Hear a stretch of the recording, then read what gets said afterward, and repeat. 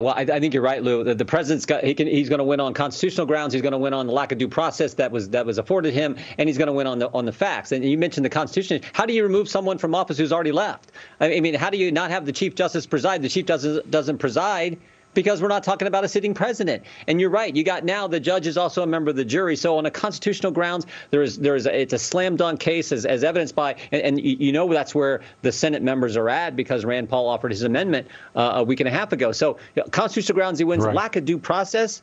Matt Gaetz said it best. This is impeachment by reflex. It was a 2-hour debate. At least when Adam Schiff did his impeachment a year and a half ago, the ridiculous impeachment hoax of a year and a half ago, at least there was subpoenas, depositions, and hearings. I got to cross-examine witnesses, even though most of it was done in the bunker of the basement of the Capitol.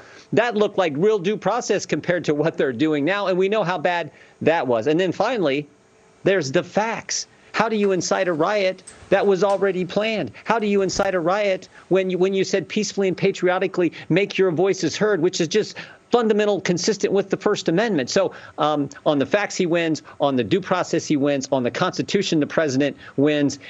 But this is an obsession, as you know, Lou, with these guys. They started to try to remove President Trump from office before he got there. Now they're trying to remove him after he's left because that's all they have focused on for the last 4.5 years.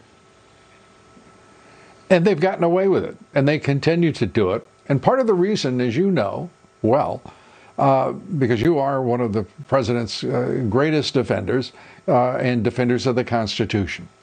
It's because of the Republican Party, its meek and timid ways, and so much of the party obligated to masters on K Street, and who don't differentiate themselves whatsoever from the Democrat Party. We saw it in this conference last night of the Republican Party.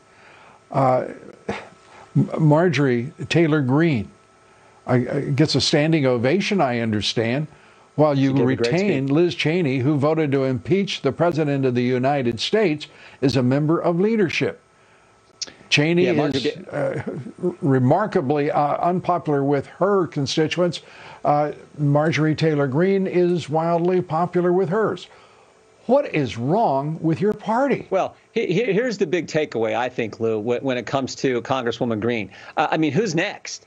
Who's the cancel culture going to go after next? I mean, it never stops. I said this 3 weeks ago on the House floor, Lou. I said to the Democrats, when we were debating the impeachment resolution, I said to the Democrats, I said, don't think this cancel culture won't come for you, too. It won't just focus on conservatives and Republicans. It'll come for all of us. That's how bad this cancel culture mindset is. And it took all of 13 days for that to come true. Because what happened last week? The San Francisco School Board said we will no longer have the Dianne Feinstein Elementary School. No longer will that be named after Senator Feinstein. Even a liberal icon like Senator Feinstein wasn't good enough for the woke mob because of something she said 37 years ago. That's how destructive and terrible and crazy this direction the Democrats want to go and the cancel culture wants to go. So that to me is the biggest takeaway from this whole issue of Congresswoman Greene. And you're right. She gave a great speech in the conference yesterday. And she did get a standing ovation from the members because of how she said it and what she conveyed. This is so, and Americans hate this double standard. I mean, think about this, Lou. The guy, the head of the Democrat chairman of the Rules Committee, who kicked off today's debate against Marjorie Taylor Greene, the head of it, Jim McGovern. 4 years ago, January 6, 2017, he was the very first objector to President Trump's win. And guess which state he objected to?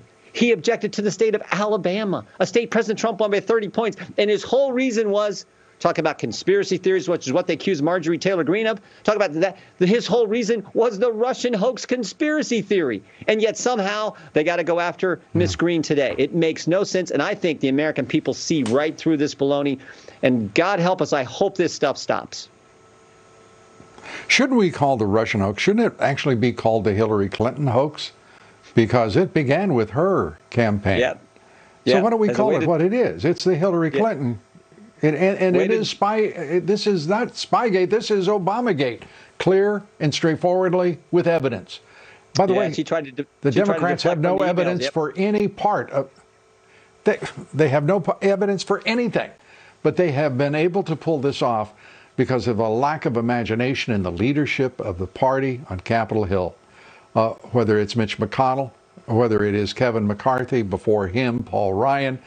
These are toadies for the Democratic Party and the K Street lobbyists that represent business and Wall Street. It's sad to watch, and this does not bode well for the Republican Party.